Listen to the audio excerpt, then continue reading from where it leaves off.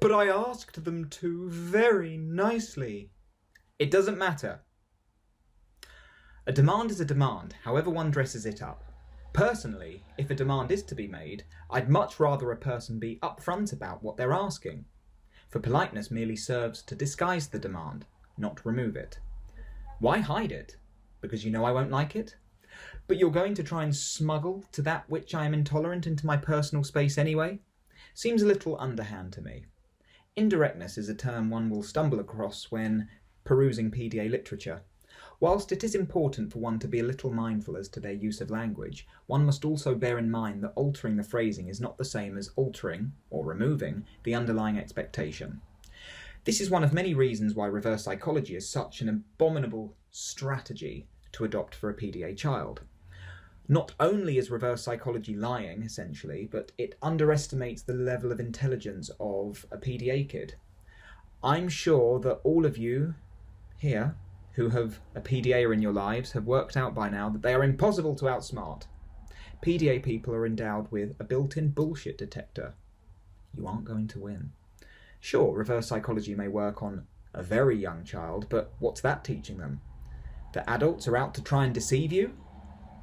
Give me a break. Reverse psychology is the perfect example of the phrasing not matching the underlying expectation. You must say to your child, maybe you should stay home today, when in reality inside you are practically begging for them to just go to school. It's the expectation that lies behind the phrasing with which the PDA person is predominantly preoccupied, and thereby the adoption of indirect language can be, and often is, a futile exercise. In textbook examples such as the difference between "I'll race you to the door" and "put your shoes on, it's time to leave," what we are actually witnessing here is a change in dynamic and not an example of successful use of indirect language. In the latter, there is an evident disparity between what the parent and child wants, which therefore gives rise to friction and resistance. In the former, however, the parent offers an activity which benefits both parent and child. Shared goals are effective in that they combine modelling, meeting the child on their level, and demonstrating your love and devotion for the child as you journey alongside them.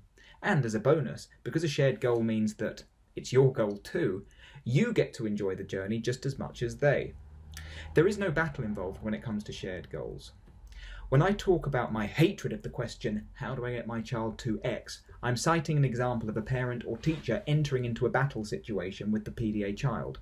For if the parent successfully gets the child to do X, they have won. Conversely, if the child successfully avoids X, they have won. And this will repeat ad infinitum. Shared goals and honest, transparent communication. No vague, secretive language, ulterior motives, or underhand attempts to outsmart us, please, people. We can all succeed so long as we are all headed in the same direction. Many thanks.